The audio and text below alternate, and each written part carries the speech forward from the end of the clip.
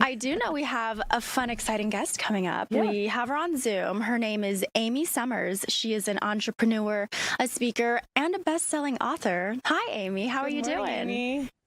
Hi. Thanks for having me. Of course. Thanks for taking the time out today. So I can hear her. So we are really excited because we have, Amy, ASU graduates here in Phoenix graduating today. There's a few ceremonies. I mean, what a big pivotal moment in so many young people's lives. And they are obviously graduating after working so hard for maybe even more years on their degrees. But it's a tough job market out there. And we are talking about qualified graduates struggling to get hired. Why is that the case? You're right. It is so tough right now. Talent's not the issue. We got plenty of talent coming out of all of these schools across the country. And the real problem is visibility. So they're doing the whole interview process, but a lot of the interview process now at some of these companies are being automated by AI. So it's really tricky. And so you're in a system doing an interview with a system that never was designed to build a relationship. So we have to get really crafty now. A question for you, just on the topic of AI. You know, we're in the world of AI starting to replace specific jobs. How is it changing that entry-level hiring process and just the way that candidates need to approach their job search? Well, first of all, it's changing just the interview process. So a lot of students are telling me that, you know, the first 2 rounds of their interviews have been all automated by AI. So they don't even see a person.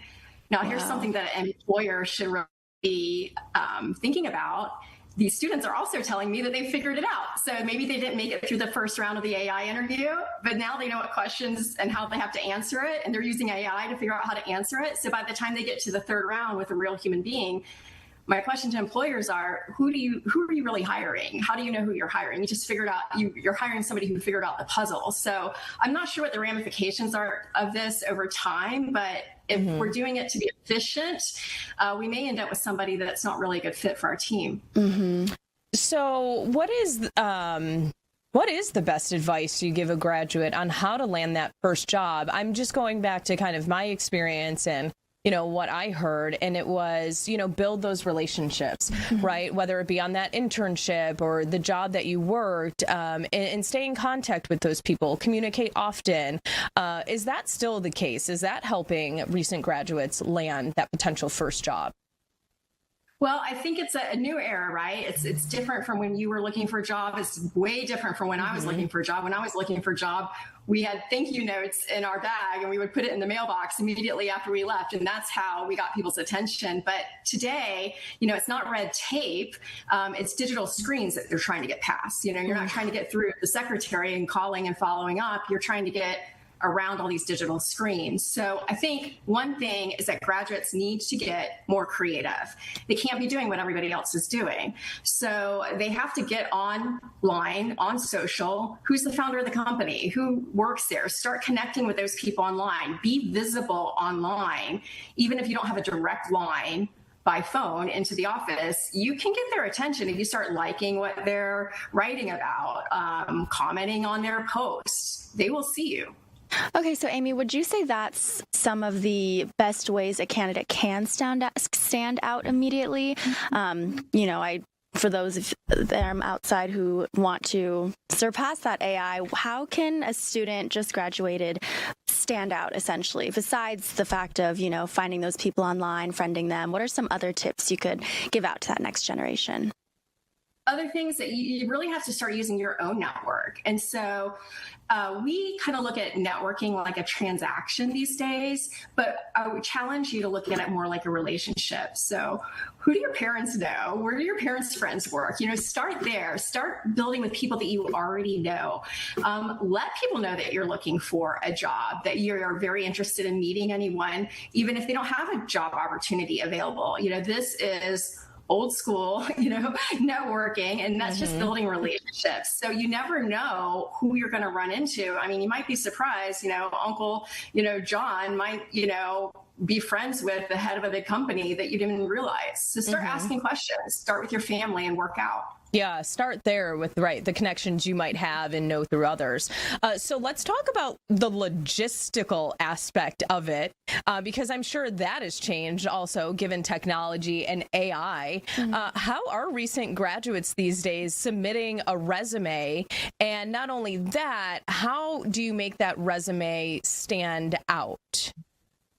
Well, it's really challenging, like we talked about, because AI is screening resumes. And what students are telling me is that it used to be that maybe they would get a rejection a few weeks later because somebody reviewed it.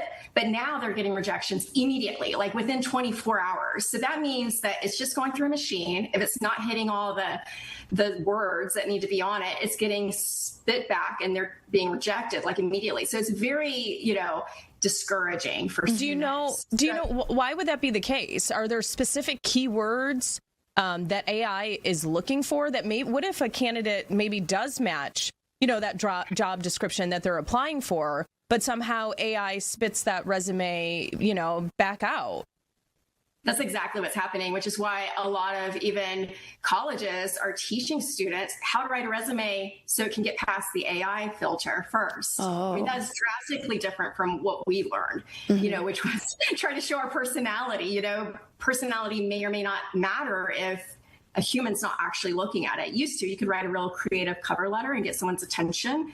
But now, if you're not using the right words, you may not. So that's what I'm saying. You really have to, that's what we're dealing with right now. So you're going to have to do your own research. You're going to have to leverage LinkedIn heavily.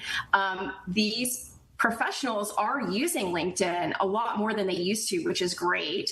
And people that are founders of companies and running companies like myself, who have written books and are putting content out all the time. We're not short of sharing all of our information. So it makes it a lot easier to research us. In fact, I just hired someone whose first day was today. She's the first person that's, I just have a book that has just come out, Lift. She read my entire book. And she's been aggressively, coming after me on social media and any opportunity I could give her. She gave me an Amazon review. I couldn't ignore her. And now she has a job. So I think I love that. Be more creative. Yeah, I love that you just shared that with us. So, and that's, I guess, maybe the fine line. Would someone not do that thinking, oh my gosh, maybe I'm being annoying? Maybe this person, I look crazy or I don't want to be too aggressive. But in your case, that actually worked? Yes, and communication is the skill that's the most in demand right now. That is what employers are looking for. They're looking for somebody who knows how to communicate. So show them that you know how to communicate.